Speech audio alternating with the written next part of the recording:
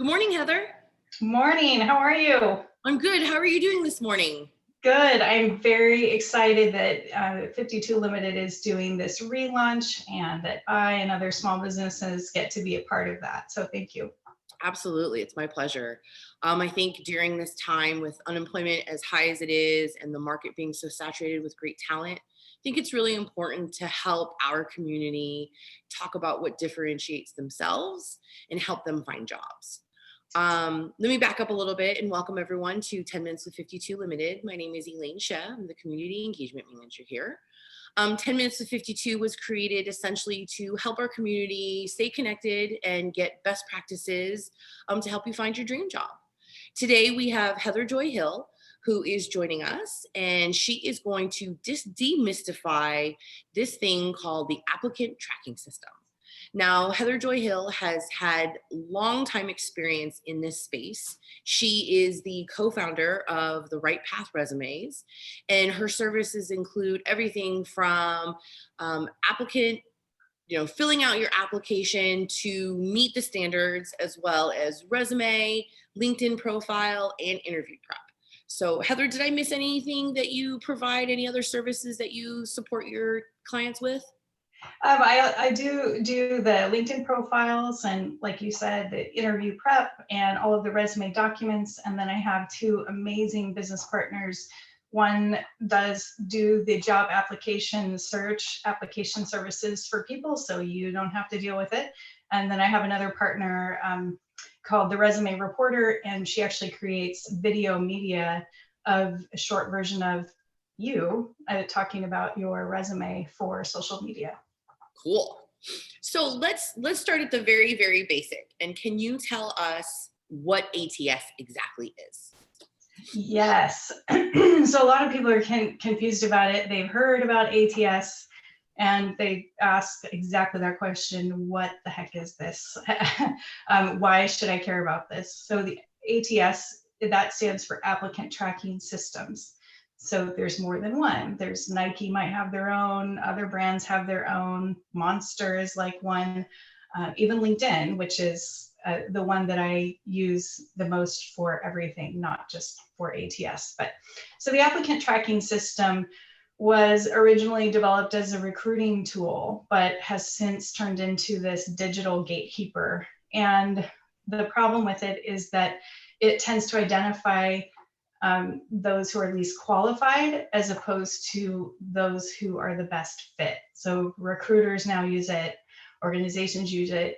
It makes sense because there's so many thousands of jobs out there and then thousands of applicants. It's not humanly possible to get through all of those. So what it does is it identifies all of the keywords in your resume, maybe radius with your zip code, city and state on the resume. They also look for how long you've been at different positions, education. Some of them are more robust than others. So they're checking for a lot more detailed information, but all of them have the same basic strategy where they're looking for how many things on my list are going to be checked off based on my job description and their resume that they've submitted. Does that help? Yes, that's a great description. So why should job seekers care whether or not their resume is ATS compliant? They should care because it is a gatekeeper. It has turned into a gatekeeper. And the problem is that it's never going to go away.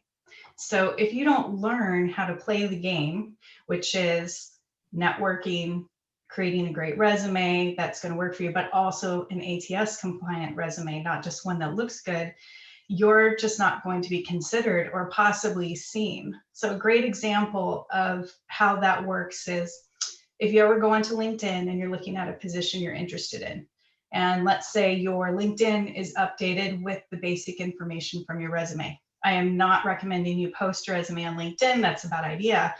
And that's another subject. But you should have your basic information from your resume on there, but more of a personal approach.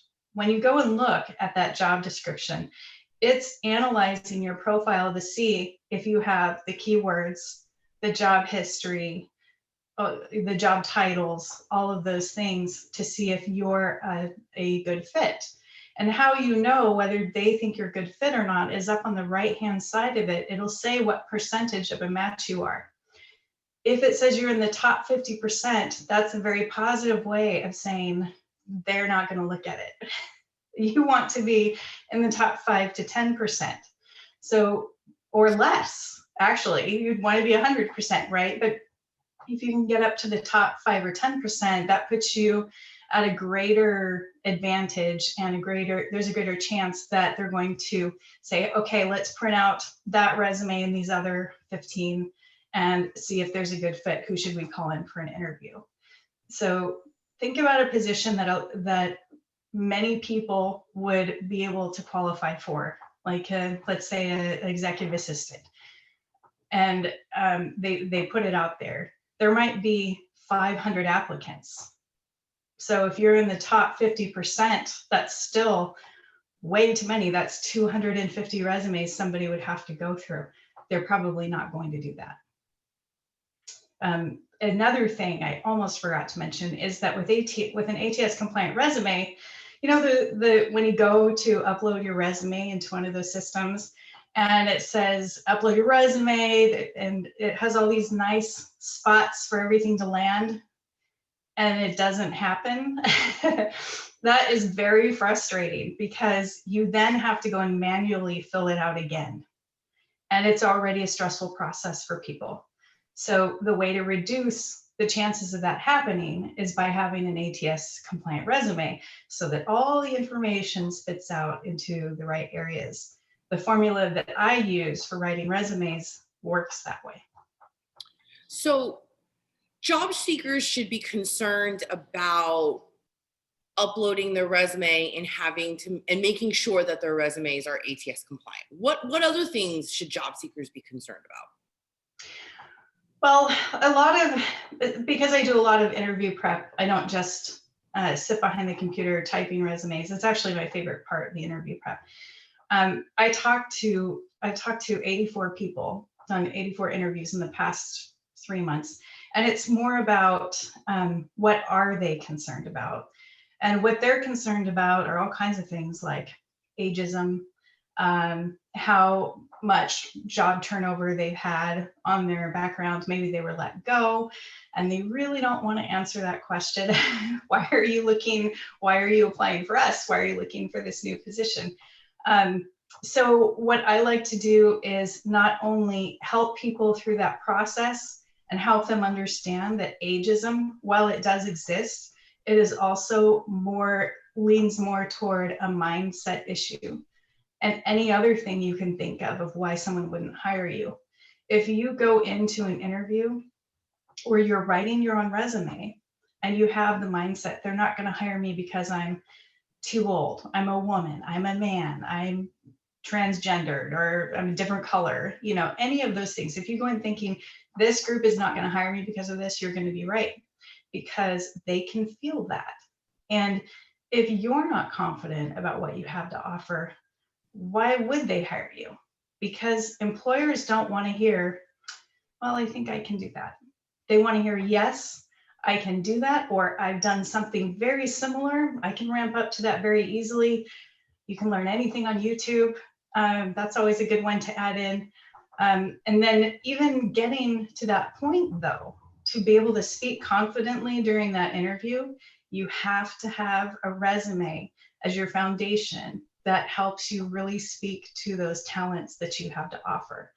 That's what I try to help people with, is there's an art and a science to this whole process. And if you don't have everything together to give you the best foot forward, you might be leaving money on the table, or you might not even be considered for a position you would be perfect for and really do amazing things with that particular brand.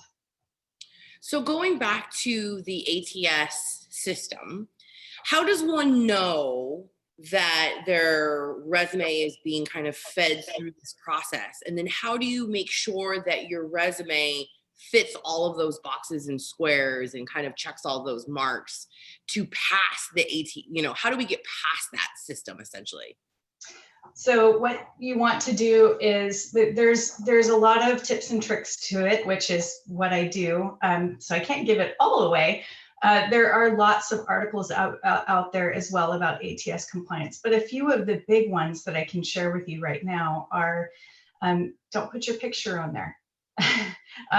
Big logos, and I used to do logo designs for every client I worked with, and I was so proud of it and it looked great, but they tend to trip up the ATS so that, again, you're either rejected or not seen, or if you're using the wrong kind of space creation in the document, it could end up, or let's say full page tables. Now, the rules change often with technology, but too many full page length tables, they can make the information get rearranged on the page in a way that doesn't make any sense. And so when they get it on the other end, they're like, well, this is going to take too much effort. I'm not going to look at this. Let's look at these other ones. So not putting pictures or logos in there, not using full page length tables. You want to make sure that you keep it to 2 pages or less, unless you're a special case. You know, everybody has a different opinion about this. And again, all of the ATSs, some are more robust or sophisticated than others. So some that won't trip up over a PDF, for example, other ones would. They might not be able to read that. You don't always get a notification that your resume has been rejected. They just don't contact you. What's terrible about that is most of the people that happens to, they think that they're not good enough. It's a very depressing process. And so that's why we need help. And you can do all the research. There's so many articles about ATS compliance and learn how to do it yourself, but it's a lot easier when you have someone else to help you. Now, one of the things I would steer clear from, which has been helpful to other clients, is you can go on Etsy and some other places and see these amazing resume designs that are very modern. And I think they're beautiful, but they're not going to pass an ATS. So if you really want to use a resume like that, that's going to stand out in a different way, then I would say create 2. Do one that is just very plain black and white, and do one that has all of the fancy magazine-like look to it. The ones that I create are right in the middle. So they do stand out. They don't look like everyone else's. I work mainly with executives and senior leadership, so they have that polish to it. I don't like doing extra, so I believe in working smarter, not harder. So I created one that does both. However, if the most powerful way to get a job is always who you know. So if you can email your resume directly to someone, it really doesn't matter what format it's in, unless, of course, they're looking at it on a mobile phone. And then that's when you also need some help with the ATS compliance, because I understand how to do spacing in a way that's not going to rearrange the information. But if you can get your resume to someone's into their hands personally and network with people, that is the most powerful way to do it. Number 2, my second choice is resume and LinkedIn. Having those both done well, it will help you invite more interview invites. I want to be conscious of everyone's time, but I do have one other question, and then want to give everyone the opportunity to ask me questions. So audience members, if you have any questions, please go ahead and type them in the chat or the Q&A box. And then we'll, of course, talk about how people can get in touch with you or your partners on, acquiring some support for, looking for careers, looking for their next job. I guess my question is, we all see the job description. We know that those are the key roles, responsibilities. Those are the words that they're looking for. Mm-hmm. Is it ever a good idea to cram your resume with all of the keywords to essentially regurgitate the job summary or the job description into your resume, hoping that it will match? I understand. With some sense of finesse, right? But is that a good idea? Is that a good approach? Well, is the system smart enough to know that you're trying to trick it? That's a great question. I would say that in my experience, the best way to approach that is to take 2 or 3 job descriptions. That's what I ask every client for, is send me 2 to 3 job links to positions you would apply for if you're ready right now. And then I optimize it to that general area, because you don't want to pigeonhole yourself to that one job. Yes, customize it to every job you apply to, but there's so many things on your resume that could be a synonym of what they're looking for. So trade the synonyms. That's not very difficult. What is the main idea behind what they're looking for? And play to that. Then maybe there's a fear they're bringing out that you can kind of identify based on what they need. Is this can you tell if it's a new role or an established role? And then you want that tone in your cover letter and in the resume. But let's say you don't want to do that. You do not want to customize your resume to every job application. You don't have time. It's a very painful process. And I do have a solution for that. But if you are going to do it yourself, then I would say take 2, like I said, 2 or 3 job descriptions that you would apply for if you were ready right now, and meld those together. See where you can you have to pay attention to the flow, but see how you can bring those things together to give most people what they want and get your resume 80 to 90% of the way there. You'll still get more interviews that way. It won't be as strategic as I could help with, but it will be far better than what you were doing before. And I want to rewind just a tiny bit, and then I'll give that back. You were asking about how do we make sure that the information goes into the right spots? Like, how do you know that that's actually happening? A great way to see if your information is, or your resume is ATS compliant, is you can copy and paste it into a plain text file. And then what does it look like? Are things landing in weird places? Or is it all, it's still not going to look great in a text file, right? But it's still going to be a little more succinct than if everything's rearranged. So that's a great test. Nice. I like that. We have 3 questions. Okay. We want to stay on this topic, and then I'll make sure we get to the other 2. Seth asks, with all the different ATSs, how do you write a resume that will work for most or all of them? Because I have been doing this for quite a while now. And although I could never, and no resume writer could, guarantee that they can cover every ATS in the world, because they're all different and diverse, I know that the one I'm writing works because I get feedback from my clients. Thank you so much. Everything landed in the right spot. And you can always go to my LinkedIn, which is my website. That's my only website, and look at all my reviews, which job seekers should be asking for, or recommendations, I should say, because employers do look at that. So Stephanie and Birdie both ask similar questions, which is, should your LinkedIn and resume look different? Yes. Okay. So the LinkedIn profile should be more on a personal level, like you're having a conversation and telling people about how great you are in a personal way. So you can look at mine or some of the other really good ones out there where it sounds like that, like they're having a conversation with somebody, but it's very short. It's a very summarized version of your resume. It's like dating or a dating app. You don't want to give them all the information. You just want to give them enough to where they invite you out for a date or an interview. And you want to know who wants to know about you. You want them to ask you for that resume. So the LinkedIn is kind of a tease. How can you get them? How can you write it in a way to get them to say, hey, I want to know more about you. I think you might be a great fit. Let's talk. Let's see. Your resume is a very different language. It's more action oriented. We're removing a lot of the to's and the ands and the filler words because we have to get to the point very quickly. So I like that. So your LinkedIn profile is like your dating profile, and your resume is like your background check, right? There you go. Well, like, yeah, because the other thing about that too, I was talking about recommendations a moment ago. So if you scroll to the bottom of someone's profile, you can, if they have recommendations, you can see immediately what people think of working with them. And people put a lot of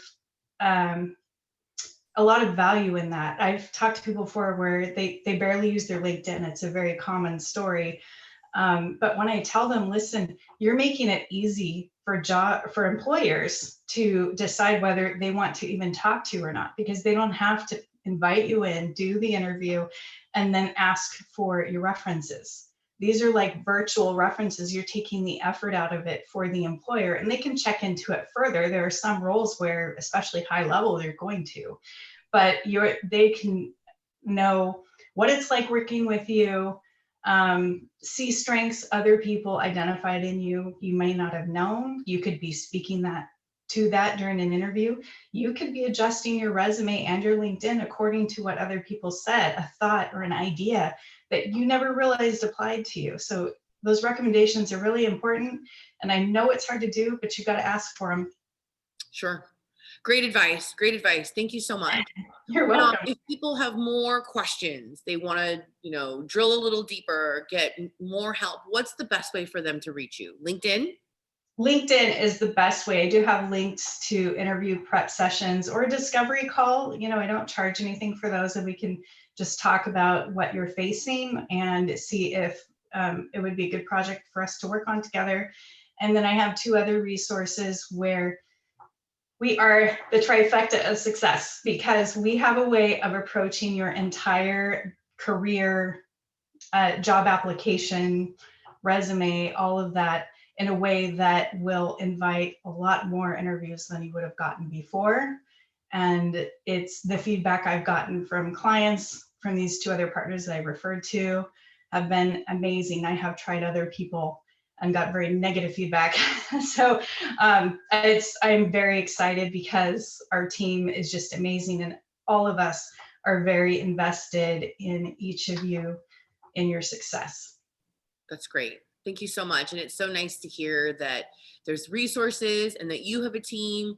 Right now, it feels like you can't do anything alone. Everybody needs a little help. No, and it's very motivating too, because everyone comes up with other ideas and helps you to keep driving it. And I wasn't this motivated before. About a year ago, everything changed because I did it as I had time. Now I have other people who are doing in partnership different pieces of what needs to happen for a job seeker to make them successful. And they are both things that either I don't know how to do or I don't want to do, and I've tried it. I just hated it. So now when I get to the end of a project, clients often ask me, well, this is great. Can you do this too? Can you apply to jobs for me? Can you do this social media stuff that I need done? And now I have an answer, because before I would say no, and now I say, I have the perfect person for you. And we often work on projects together. So it's been wonderful. And also my email address is therightpathresumes@gmail.com. And right is spelled right, W-R-I-T-E. Excellent. Thank you so much for your You're time welcome. today and your wisdom. And thank you so much for everyone that joined us. Good luck on your job search and have a great day. You too. It was great. Thank you. Thanks. Bye. Bye.